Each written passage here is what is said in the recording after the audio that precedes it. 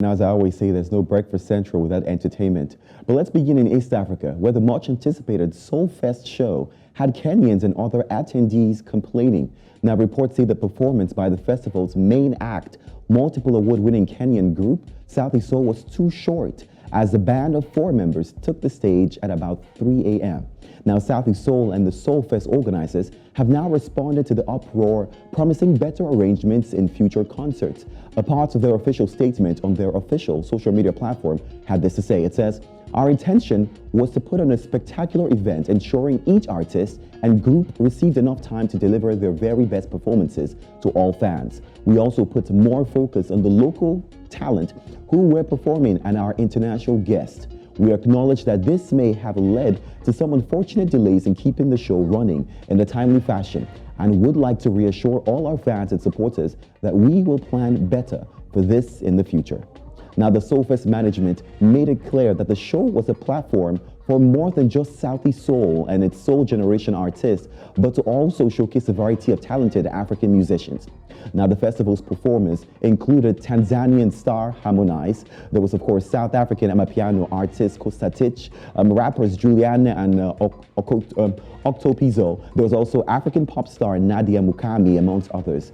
Now, I mean, we can see the fans are super excited still to be there. But, you know, anytime there's a star headlining a show, we want to enjoy the performance. We want to see the best of them for as long as possible.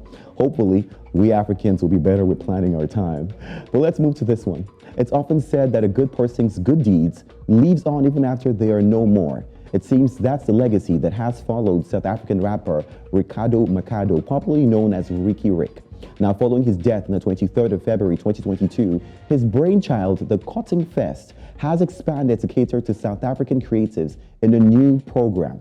Now, to honor the late musician's legacy, the Cutting Fest team has launched the Cutting Fest Creative Program, aimed at giving back to students in the community while creating various outlets to empower young creatives to succeed in their studies and career. Now, with new partnerships, the initiative has announced that the top 3 students from AFDA, Johannesburg, Cape Town, and Durban will be awarded bursaries to cover the shortfall of their tuition fees and assist them to graduate. Now, Cutting Fest is a music festival that has celebrated hip-hop, house, amapiano, and other leading South African music genres. Now, since its launch in 2019, it supported music acts and also fashion and food within the country to empower young potential talent and create employment. Now, this comes after Cutting Fest recently hosted another successful event in Cape Town. Of course, we still miss Ricky Rick, and it's indeed important how we live our lives and the impact we leave behind. Finally, on the international scene, American rapper and record executive Terrence Thornton, better known as Pusha T, has openly admitted to cutting ties with Kanye West's former record label, O.O.DMusic. Now, in a recent interview, the 45-year-old confirmed that his affiliation was over following West's outspoken descent into antisemitism. Now, although Pusha T joined the label in 2010 and released his 2022 Grammy-nominated album, It's Almost Dry, under the label, he now shares a 50-50 deal directly with Def Jam, the parent company for O.O.DMusic, and his own label, Hair Wave Music Group. Now, this follows Def Jam's decision to end its business relationship with Kanye West and O.O.DMusic as a whole.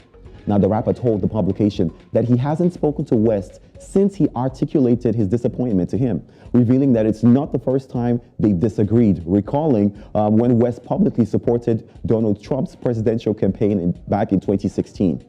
Now, the two have worked on multiple projects together over the past years. First, on West's My Beautiful Dark Twisted Fantasy, that album on the song Runaway. Now, West executively produced Pusha T's solo albums, including the Grammy-nominated It's Almost Dry. Well, I mean, it's bad that we see that Kanye just keeps losing a lot of more relationships, a lot of more connections. I don't know how he's going to pull back from this, but we certainly wish him the best, as well as Pusha T.